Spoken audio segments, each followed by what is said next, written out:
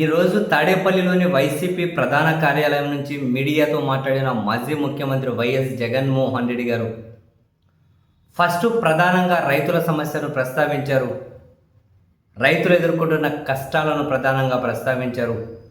ఆ ప్రస్తావించే క్రమంలో మొదట మొన్న తుఫాను అదే మానిటర్ల ముందు కూర్చొని కంప్యూటర్ల ముందు కూర్చొని మొత్తం తుఫాన్ని కంట్రోల్ చేశామని పెద్ద ఎత్తున ప్రచారం జరిగింది కదా.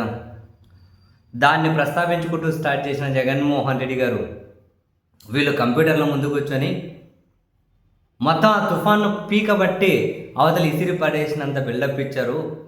ఏమంట, తుఫాన్ను పీక పట్టుకొని పిసికి అవతల పడేసినంత. నిజమేలేండి. తెలుగుదేశం పార్టీకి సంబంధించి ఒక ఆయన జర్నలిస్ట్ అంటారా, ఆయన యాంకర్ అంటారా, ఒక టాలకంపౌడర్ అంటారా, ఆయన అనింది కదా, ఇంకా అవకాశం లేదు కానీ లేదుంటే తుఫానికి ఎదురెళ్ళి పట్టుకొని పీక పట్టుకొని పిసికి ఇసిరి అవతల పడేసేవాళ్ళు తుఫాన్ను.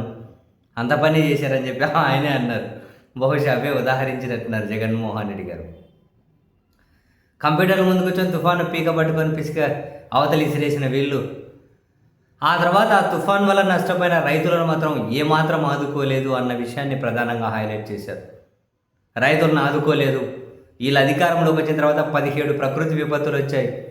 ఈ ప్రకృతి విపత్తుల్లో ఎక్కడే కూడా రైతుకు వీళ్ళు అండగా నిలవలేదు, రైతును ఆదుకోలేదు. ఉచిత పంటల బీమా ఎత్తేశారు, ఇన్పుట్ సబ్సిడీ ఇవ్వలేదు. పంటలకు నష్టపోతే వాళ్ళకి ఏమి ఇవ్వాలి, ఆ పంట చేతికి వస్తే గిట్టుబాటు ధర లేదు.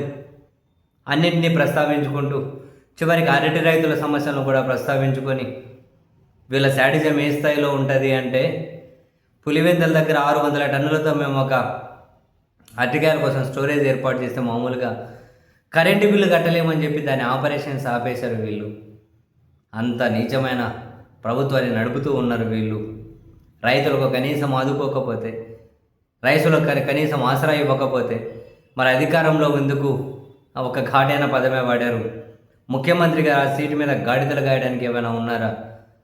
60% మందికి పైగా వ్యవసాయం మీద ఆధారపడి బ్రతుకుతూ ఉన్నప్పుడు వాళ్ళకు అండగా ఉండకపోవడం ఏంటి? అరటి రైతులు ఈరోజు వాళ్ళ కష్టాల కారణం ఏంటి? మేము అధికారంలో ఉన్నప్పుడు అనంతపురం నుంచి తాడిపత్రి నుంచి ఢిల్లీకి ప్రత్యేక రైళ్లు నడిపాం వాళ్ళ కోసం. మేము కట్టించినటువంటి కోల్డ్ స్టోరేజ్లు కనుక 600 టన్నుల స్టోరేజ్ కోసం కట్టిస్తే కరెంటు బిల్లు కట్టలేమని చెప్పి దాన్ని ఆపేస్తారా? రైతులంటే ఇంత దారుణమైన అభిప్రాయం ఉందా వీళ్ళకు?